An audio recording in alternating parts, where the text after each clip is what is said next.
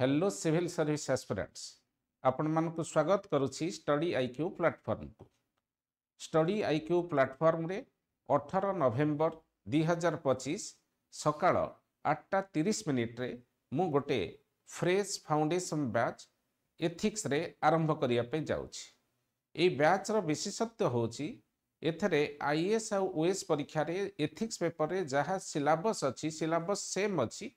Entire syllabus in detail मु discussion करी ता बाद गत 13 वर्ष रे अर्थात 2013 मसीह आरंभ करी 2025 मसीहा पर्यंत आईएएस परीक्षा रे जहा जहा क्वेश्चन पड़ी प्रत्येक क्वेश्चन रो आंसर इन डिटेल मु डिस्कशन करी तार आंसर भी डिक्टेशन दे देबी पीडीएफ फॉर्मेट रे आंसर भी दे देबी।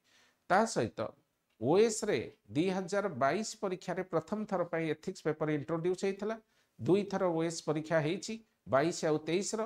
तेणु से 2 वर्षर एथिक्स पेपर रे जहा जहा प्रश्न पड़ी each and every question and it's answer will be discussed bye me in this classroom.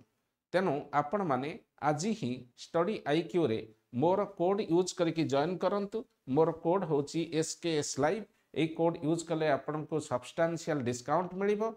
आपण माने जॉइन करंतु। 18 तारीख नवेम्बर 18 तारीख सकाळ 8:30 रे आपण मानक सहित स्टडी आईक्यू प्लेटफॉर्म रे देखा हबो। Thank you.